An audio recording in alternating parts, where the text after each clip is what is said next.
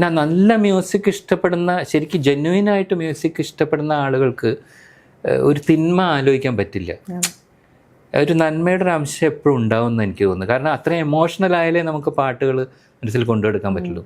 അല്ലാതെ പാട്ട് ഇഷ്ടമെന്നൊക്കെ പറഞ്ഞിട്ട് തോന്നിയാസം എഴുതുന്ന ആൾക്കാരൊന്നും എനിക്ക് തോന്നുന്നില്ല. അവരൊന്നും യഥാർത്ഥ ജെന്യുവിനായിട്ടുള്ള ആളുകളല്ല.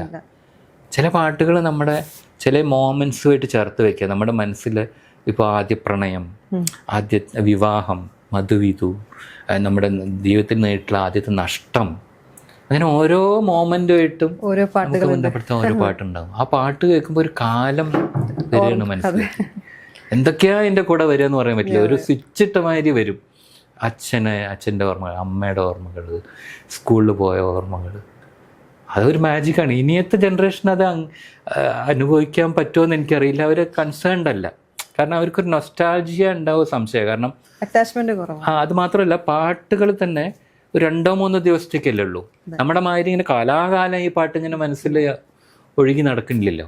അപ്പോൾ അതുകൊണ്ട് ഈ നൊസ്റ്റാൾജിയയുടെ ഭാഗമായിട്ട് ഈ പാട്ടുകളെ കാണുമെന്ന് എനിക്കറിയാം. വേറെ പല നൊസ്റ്റാൾജിയസ് ആയിരിക്കും. ടെക്നോളജിയുടെ മാറ്റമൊക്കെ ആയിരിക്കും.